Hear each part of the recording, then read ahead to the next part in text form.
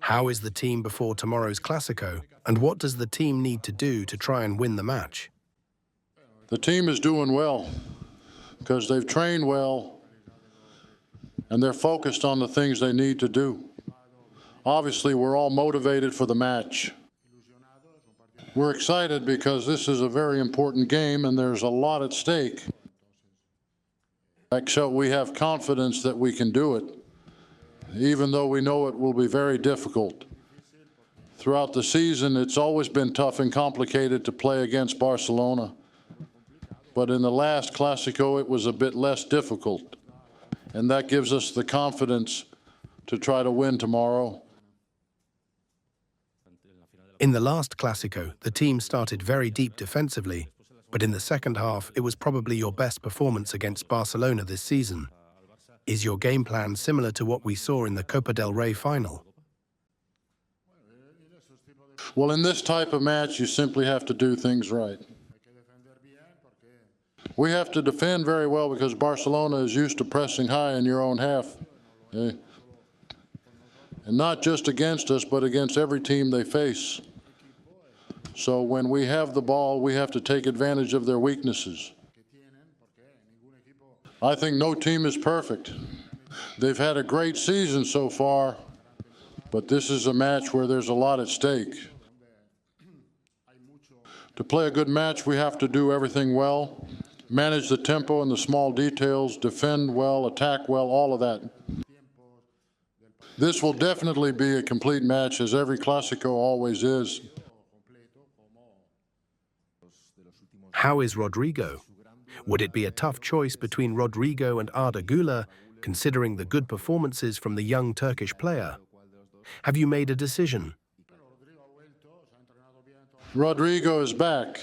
He's trained well all week after the health issues he had last week, and of course he'll be available for tomorrow's match. Unfortunately, we don't have many options for the starting 11 because we have a lot of injured players. But the players who are in the squad are doing very well, so Rodrigo and also Arda will be important options for us in tomorrow's game. Yesterday, Xabi Alonso announced that he's leaving Bayer Leverkusen, and many say he will undoubtedly be the next Real Madrid coach. Do you feel affected by this? Do you think that won't be the case? Yes, I read that he's leaving Bayer Leverkusen. He's done a fantastic job with Bayer Leverkusen, and without a doubt, all doors are open for him because he's clearly shown that he's one of the best coaches in the world.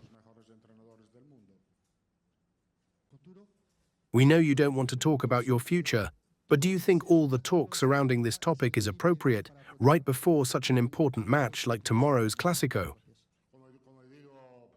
As I've said, these kinds of games aren't that difficult to prepare for because the players are already very motivated, so there's no need for anything extra. The job is to clearly communicate the game plan to all the players. And that's really not too complicated. Everything else that's being said around us this week hasn't affected us at all. Tomorrow will be your 350th match managing Real Madrid. Back in 2013, did you imagine you'd end up coaching so many games for this club? Out of the 350, which 3 matches will you never forget? It's not too hard, not really.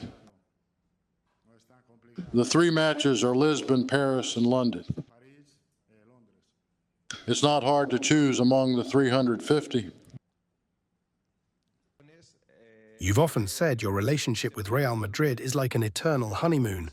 Do you feel that the passion of the honeymoon is fading now? The honeymoon doesn't end because the honeymoon with this club has no end. It continues now and will continue forever.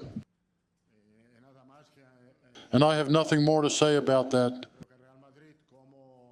I think Real Madrid, as well as Milan before, are both very important teams for me, and they've stayed in my heart much more than other teams. That's totally normal, especially given all the time I've spent here. I feel very good being here, so if you ask me if I'm living the honeymoon as a coach only, that I don't know, but the honeymoon will continue either way. It's like any relationship in life. At the beginning, there's a lot of passion, but later there are many other things. When passion fades, affection and other things grow. Because of all that, the honeymoon with Real Madrid will last until the last day of my life. After all the setbacks during the season, if Real Madrid wins the Clásico, the league opens up and there's a chance to win the title. How would you rate the season if you win La Liga, and if you don't? Well, I'd say it would be a good league title and a good season. Because winning La Liga is very difficult. It's not the same as winning the Champions League. In La Liga, you need consistency. The fact that we're in the fight and maybe even able to win it shows how important tomorrow's game is, where both teams have a lot on the line. Of course, if Barcelona wins tomorrow, they'll have a much better chance than we do. But if we win the Clásico, the title race opens up, and anything can happen in the final 3 matches. The coaching change at Real Madrid for next season is an open secret, and this could be your last Clásico as coach. Do you feel anything different compared to previous Clásicos? No, I feel exactly the same as always. A Clásico is always special because of the rivalry between the teams and the passion of the fans when we face Barcelona. What's special about this one is that it's the last Clásico of the season because Barcelona won't be playing in the Club World Cup. Did you watch the match on Tuesday when Inter eliminated Barcelona from the Champions League? Do you feel any relief that Barcelona was knocked out, and do you think it could affect tomorrow's match? No, I don't feel any relief, really. I did watch the match. It was fantastic, very even and competitive. Both teams showed their qualities, but in the end, Inter won. And they deserve congratulations for reaching the final. Barcelona was also close to advancing, and if they had won, nobody could have argued with it. We also have to congratulate Paris Saint-Germain. Inter and PSG will play a final that will be entertaining and highly competitive. Right now, you have a lot of injuries in the team, especially in defense. If Tchouaméni or Asensio can't play, would you trust Jacobo, Vallejo, or even Valverde in that position? Jacobo will be on the bench, and so will Vallejo. Both will be available and can replace any of the central defenders.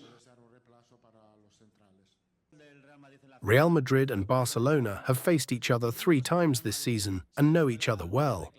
Like Inter did, attacking Barcelona in set pieces, and as you also scored a set-piece goal in the Copa del Rey, although it's known that Real Madrid doesn't focus much on set pieces. Have you trained this aspect for tomorrow? I think in the last 2 seasons we've done good work on set pieces. We've worked on it a lot and scored many goals that way. We've got 2 great set-piece takers in Arda and Modric, and a strong header like Tchouaméni has done very well.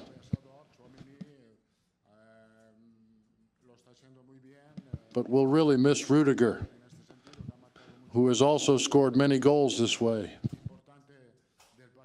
Obviously, this part of the game will be very important tomorrow, not just offensively, but also defensively. There are a lot of things to take into account for tomorrow, how Barcelona attacks and how we need to defend. We can create danger with transitions, especially when Barcelona has their lines pushed up. But we'll have to be careful not to fall into offside traps.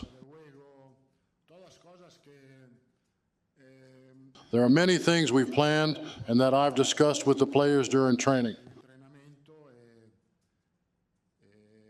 If they listen to me and follow the plan, everything will go well.